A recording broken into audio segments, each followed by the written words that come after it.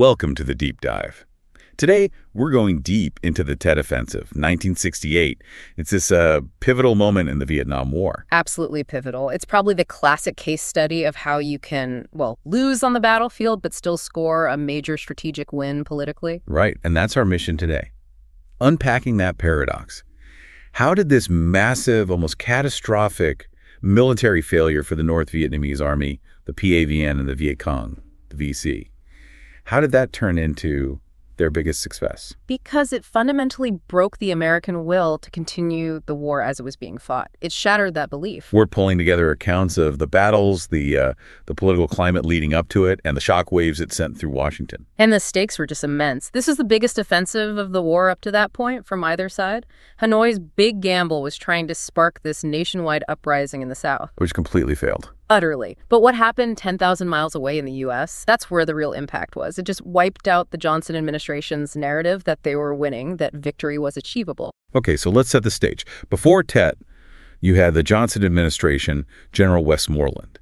They were pushing this, what they literally called a success offensive. Yeah, they were actively trying to sell the American public on the idea that the war was going well, that progress was being made. Vice President Humphrey even said, "We are on the offensive. We're making steady progress." He did, and Westmoreland, back in the States in November '67, was even stronger. Said the enemy couldn't mount a major offensive. He actually said, the end begins to come into view. Wow. But that optimism, it sounds like it was maybe based on some shaky ground, especially intelligence-wise. Oh, absolutely. There was this huge internal fight going on about enemy strength between MACV, the military command in Vietnam, and the CIA. What was the disagreement? Numbers. The CIA analysts were estimating Viet Cong irregulars, and their political cadre could be as high as, say, 430,000. That's a lot. It is. But MACV pushed back hard. They kept the official number much lower, around 300,000. Why? Were they just wrong? Or? It seems more political. The intelligence chief basically admitted that the higher CIA figures would create a political bombshell. It would show the war was nowhere near won. So it wasn't just an intel failure, it sounds like. Yeah. Like they were kind of choosing the numbers that fit the narrative they wanted. You could certainly argue that. It was setting themselves up for a shock.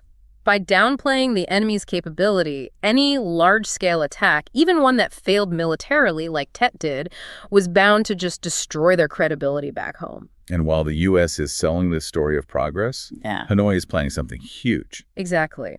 The hardliners, led by Le Duc, they pushed for this plan, the general offensive and general uprising. The Tong Kong Kitch, Tong Koi Nagia. Right.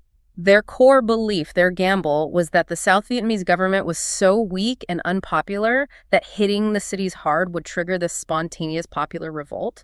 They expected the South Vietnamese army, the ARVN, to basically collapse or defect en masse. And they used deception to set it up, didn't they, these border battles? Masterful deception. Attacks near the borders, like at Dak To, Loc Ninh. The idea was to pull U.S. forces away from the population centers, the cities. And Westmoreland fell for it. He thought Khe Sanh was the real target. It seems so. He became fixated on Khe Sanh, worried about another In Bien Phu, the French disaster. He moved almost half his main combat units, his maneuver battalions, up north to I Corps around Khe Sanh. So not everyone was convinced. No. Critically, Lieutenant General Frederick Land, who commanded the area around Saigon, he got suspicious. He saw signs, things didn't add up. Just before Tet hit, he pulled 15 U.S. battalions back toward Saigon from the Cambodian border. That must have made a difference around the capital. A huge difference. Probably saved Saigon from being overrun, at least initially. Okay, so even with Nguyen's move, the timing, attacking during the Tet holiday truce on January 31st, that caught the Allies completely flat-footed, didn't it? Completely. Despite some premature attacks a day earlier in a few places, the main wave hit with stunning surprise. Over 80,000 PAVN and VC troops hitting more than 100 cities and towns simultaneously. 36 provincial capitals, the national capital. The scale was just unprecedented, designed to create chaos and the perception of collapse. And the attacks in Saigon itself, they became instantly iconic, especially the U.S. Embassy. Right. A small team, 19 sappers, actually breached the outer wall of the embassy compound. That image. U.S. soil, technically, under attack. How long did that last? Militarily, not long. They were pinned down on the grounds, never got inside the main chancery building, all killed or captured within about 6 hours. U.S. losses there were minimal, 5 personnel, but the psychological impact, immense. It was the image flashed around the world. Exactly. And then there was the attempt on Radio Saigon. They actually seized the building. They did. They had a tape, apparently Ho Chi Minh himself, announcing the liberation of Saigon, ready to play. But they couldn't broadcast it. No. An employee, incredibly brave, managed to cut the broadcast feed from the studio to the transmission tower just in time. Wow. That single act stopped a major propaganda coup. The last VC held out in the studio and eventually blew themselves up, destroying it. But Hugh was different. That wasn't over in hours. No, Hugh was a brutal, drawn-out fight. It lasted 25 days, became one of the bloodiest battles of the entire war. Why was Hugh so significant? It was the old imperial capital, hugely symbolic, and strategically important, too. It held the ARVN 1st Division headquarters inside the Citadel, this massive fortress. And the fighting was intense. Vicious urban combat, house to house, street by street. Initially, the Allies held back on using heavy firepower because of the city's cultural significance, which probably prolonged the fight. The cost to civilians must have been terrible. Devastating. Over 5,800 civilians estimated killed, more than 116,000 left homeless. Much of the historic city was just rubble. And there was something darker discovered afterwards, wasn't there? The mass graves. Yes. After the city was retaken, they found evidence of mass executions. The PAVN and VC had rounded up thousands of civilians during their occupation. Government officials, teachers, police, religious figures, even foreigners. How many? Estimates are around 2,800 found in these mass graves.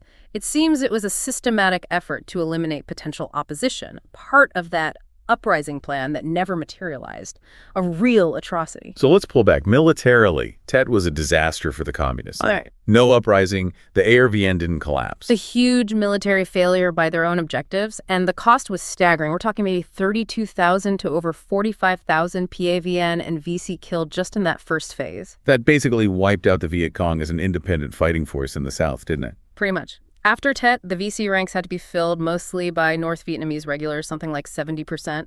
The character of the war changed. And ironically, the ARVN, the South Vietnamese army, they actually fought surprisingly well in most places. They didn't fold. And yet, back in the United States, the reaction was the complete opposite of a victory celebration. Exactly. The political impact was immediate and catastrophic for the Johnson administration. That credibility gap people talked about, it became a chasm overnight. Because the public had been told the enemy was fading, almost defeated. Then suddenly, this massive offensive erupts everywhere on their TV screens. The images were just relentless. The embassy fight, the street fighting, the sheer scale of it.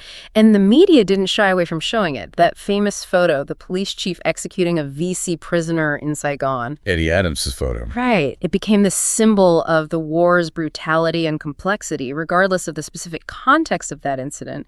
It just hammered public support. Combined with rising U.S. casualties, 1968 became the deadliest year for Americans. Over 16,500 killed that year. So you have these horrific images, rising casualties, and the government's narrative just completely collapsing. Which makes Westmoreland's next move seem baffling. After claiming the enemy was defeated in Tet, he asks for 200,000 more troops.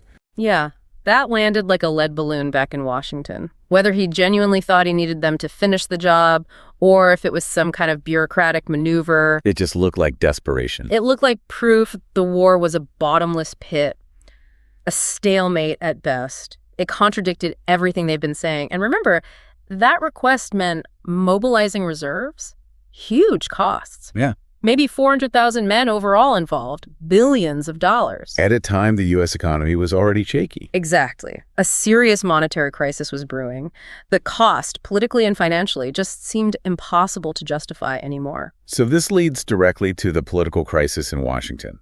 Johnson convenes the wise men, right, his senior advisors. Yes, this group of establishment figures, mostly hawks who had supported the war effort. He wanted their assessment after Tet. And what did they tell him? They shocked him. They essentially told him the war wasn't winnable at an acceptable cost, politically or militarily. They advised him to find a way out, start disengaging, seek negotiations. Coming from them, that must have been decisive. It was.